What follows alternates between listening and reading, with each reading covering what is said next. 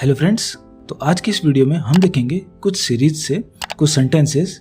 मैं वो सेंटेंसेस बताऊंगा आपको, ये डेली लाइफ में आप यूज़ कर सकते हैं सेंटेंसेस, और उनके मीनिंग बताऊंगा और किस सिचुएशन में आप उसको यूज़ कर सकते हैं।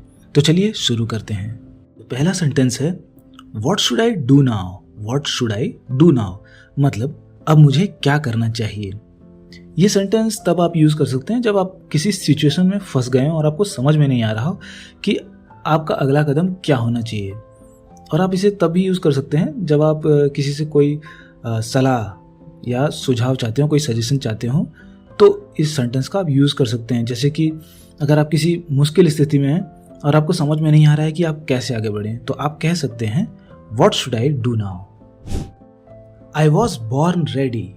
मैं तो शुरुआत से ही तैयार था। मैं तो शुरू से ही तैयार था मतलब मैं हमेशा तैयार रहता हूँ। ये सेंटेंस किसी को ये दिखाने के लिए कहते हैं कि आप हमेशा तैयार रहते हैं, चाहे कैसी भी सिचुएशन हो आप हमेशा तैयार रहते हैं। इसे कॉन्फिडेंस के साथ बोला जाता है।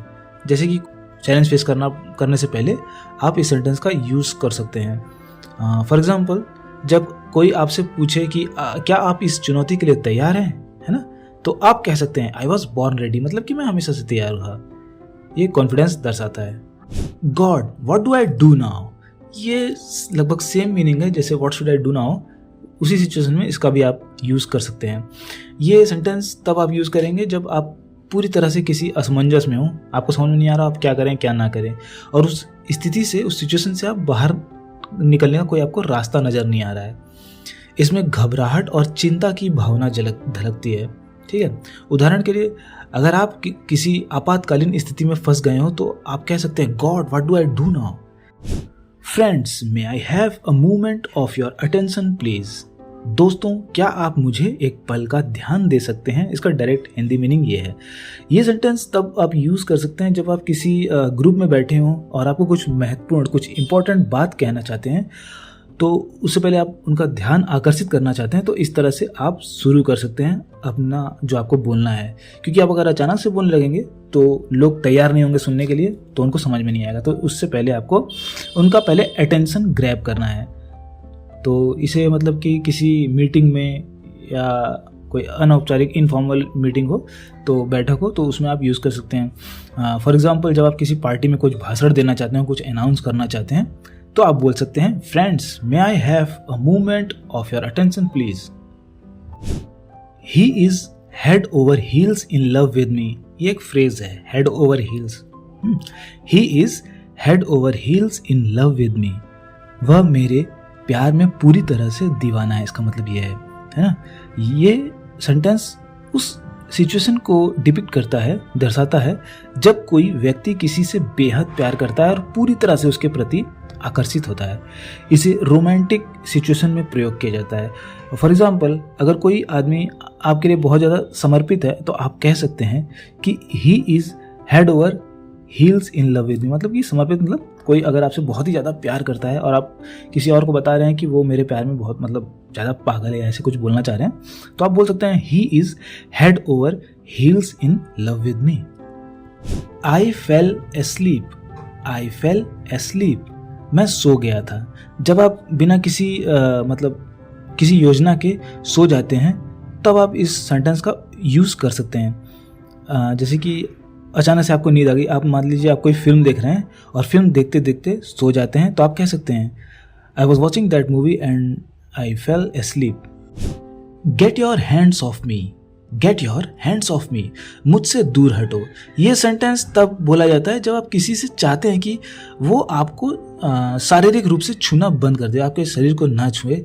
इसे आप तब भी इस्तेमाल कर सकते हैं जब आपको किसी का व्यवहार पसंद ना आ रहा हो। तो फॉर एग्जाम्पल, जब कोई आपको परेशान कर रहा है, तो आप कह सकते हैं get your hands off me. Are you coming with me और शुड आई लीव एलोन। तुम मेरे साथ आ रहे हो या मैं अकेले चला जाऊं। ये सेंटेंस तब कहा जाता है जब आप यह पूछना चाहते हैं कि कोई आपके साथ आ रहा है या नहीं आ रहा है। इसे जैसे कोई योजना है, उसका निर्णय लेने के लिए इस्तेमाल किया जाता है। जैसे कि उदाहरण के लिए अगर आप किसी को कहीं साथ ले जाना चाहते हैं, तो आप कह सकते हैं are you coming with me और शुड आई लीव अलोन। आप किसी ट्रिप पे जा रहे हैं और आपका फ्रेंड कंफर्म नहीं कर रहा है कि आपको जाना है कि नहीं, उसको जाना है कि नहीं जाना है, तो आप पूछ सकते हैं are you coming with me और शुड आई लीव अलोन। मतलब कि तुम मेरे साथ आ रहे हो या मैं अकेले ही चला जाऊं? सो have you made up your mind? तो क्या तुमने फैसला कर लिया? ये सेंटेंस तब बोला जाता है जब आप किसी से पूछते हैं कि क्या उसने कोई निर्णय ले लिया है या नहीं ले लिया है। इसे आप तब उपयोग कर सकते हैं, यूज कर सकते हैं जब आप किसी से अंतिम निर्णय जानना चाहते हैं। फॉर एग्जाम्पल, जब आप किसी से किसी योजना के बारे में निर्णय लेने के लिए कह रहे हो तो आप पूछ सकते हैं so have you made up your mind. आपने पिछले सेंटेंस में भी देखा कि वो पूछ रहा है कि ट्रिप पे चलना है या नहीं चलना है, वरना मैं चला जाऊँ, आई विल लीव अलोन। ठीक है, तो उसी समय आप ये भी पूछ सकते हैं अब कि फाइनली बता चलना है कि नहीं, तो पूछ सकते हैं so have you made up your mind और not. Will you help me get in? क्या तुम मेरी अंदर जाने में मदद करोगे? तो जब आपको किसी जगह में एंट्री करने में के लिए मदद की ज़रूरत है तब आप इस सेंटेंस का यूज़ कर सकते हैं। जैसे कि किसी पार्टी या इवेंट में जाने से पहले, या किसी कोई ऐसा मतलब प्लेस है जहाँ पे आप जाने में आपको दिक्कत है, आप नहीं जा सकते, उसके अंदर इंटर नहीं कर सकते, तो आप कह सकते हैं will you help me get इन। जैसे कि कोई लड़की कार में बैठ रही है और वो नहीं बैठ पा रही है, उसके अंदर जा नहीं पा रही है, कार का गेट नहीं खुल रहा है, तो वो बोल सकती है will you help me get इन, है ना। तो इस तरह से इन सेंटेंस का यूज़ कर सकते हैं। This is stressing me out, this is stressing me out, यह मुझे बहुत तनाव दे रहा है। ये सेंटेंस तब आप यूज़ कर सकते हैं जब कोई स्थिति आपको तनावपूर्ण या परेशान महसूस करा रही हो।